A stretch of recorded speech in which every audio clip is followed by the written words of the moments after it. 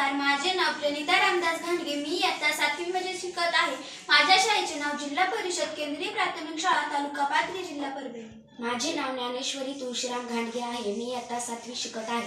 माझ्या शाळेचे नाव जिल्हा परिषद केंद्रीय प्राथमिक शाळा पाथरगाव बुद्रुक तालुका पाथरी जिल्हा परभणी। सर्वांना माझा नमस्कार। माझे नाव अंकिता वनदास घाणगे। शाळेचे नाव जिल्हा परिषद केंद्रीय प्राथमिक शाळा तालुका पाथरी जिल्हा परभणी। मी इयत्ता 7वी मध्ये शिकत आहे। आम्ही ही धूप बनवली आहे। सर्व प्रकारे नैसर्गिक आहे। या धुपीमध्ये कोणतेही पदार्थ रासायनिक नाहीत। आपण तर पाहतच आहोत की आजकालच्या जमान्यात किती रासायनिक वस्तूंचा उपयोग होत आहे। या रासायनिक वस्तू आपल्याला आपल्या घरातील लहान मुलांना धोकादायक असू शकतात। त्यामुळे आपण रोजच्या जीवनात जास्तीत जास्त प्रमाणे नैसर्गिक धुपीचा वापर केला पाहिजे। त्यासाठी लागणारे साहित्य: लिंबाचा पाला, शेण, कापूर, गुलाबाच्या पाकळ्या, मोहरीचं तेल।